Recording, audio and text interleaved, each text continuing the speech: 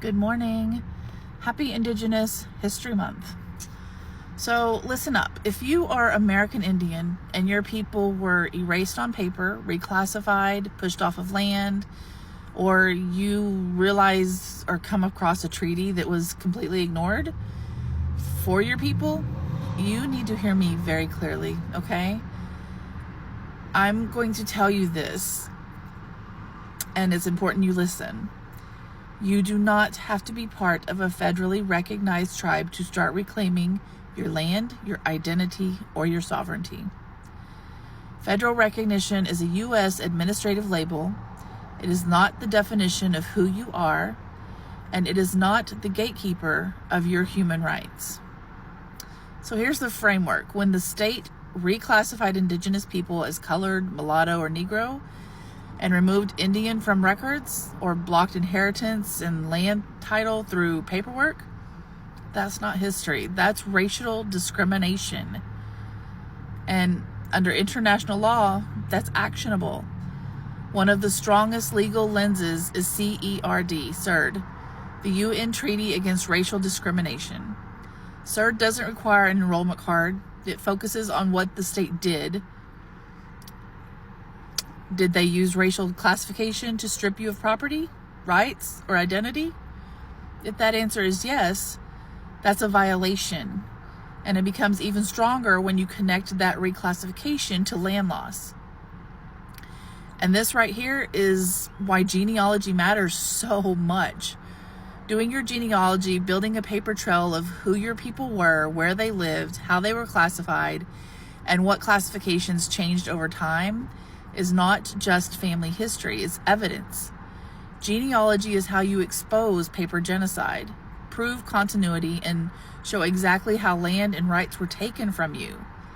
Without these records, the state controls the story. With them, you do. Now, here's the step-by-step to start reclaiming land, building a sovereign nation. Step 1, you're going to do your genealogy and identify the land and the people. You're going to write down the county, the state, and the original community or nation tied to that land. Step 2, you're going to pull a paper trail, okay? You need birth, death, marriage, and census records, especially the ones that show the racial label changing over time. That's your paper genocide evidence. Step 3, you're going to build your land chain. Get deeds, plats, probate files, and tax records. Follow the land from your ancestors to now. Your goal is to find the break, the fraud, the forced sale, the incomponent ruling, the missing heirs, the tax foreclosure, whatever they used, anything and everything you find, you use it. Step 4, you're going to prove continuity. Courts and international bodies look for continuity, family presence, community ties, churches, cemeteries, oral history backed by records. You don't need perfection, you need a consistent pattern. So I have an example for this step. I have a friend who went to South Carolina because that's where his family was from. He is part PD Indian, part Pequot from Bermuda, but his PD Indian part, his grandmother had a plot of land that has a family cemetery on it. So right there you go. That is your continuity, okay? So look for stuff like that. So moving to step 5, choose your legal lane. That could be treaty enforcement, fraud, and quiet title actions, probate challenges, trust mismanagement where applicable, and internationally, CERD and UNDRIP complaints for racial discrimination and indigenous land rights. That's what you're going to use. CERD, CERD, and UNDRIP. Okay, United Nations Declaration for Indigenous People. Okay? Then you're going to go to step 6. If your goal is sovereignty, start drafting your nationhood dossier. Your declaration, your constitution, membership criteria, governing council structure, and your evidence index.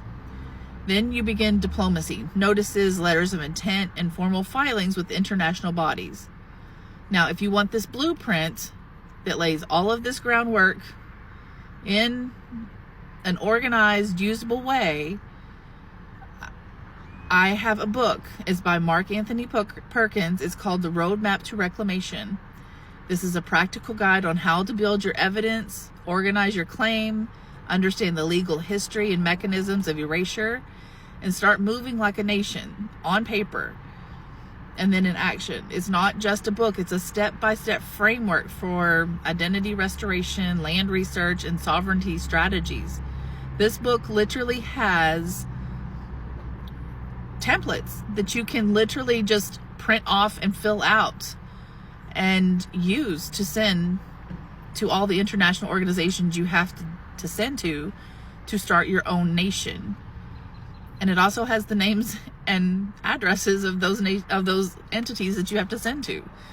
So I would suggest pick up that book. If you want to do your genealogy, I'm available for one-on-one appointments, or you can head on over to that place that sells books. The link is in my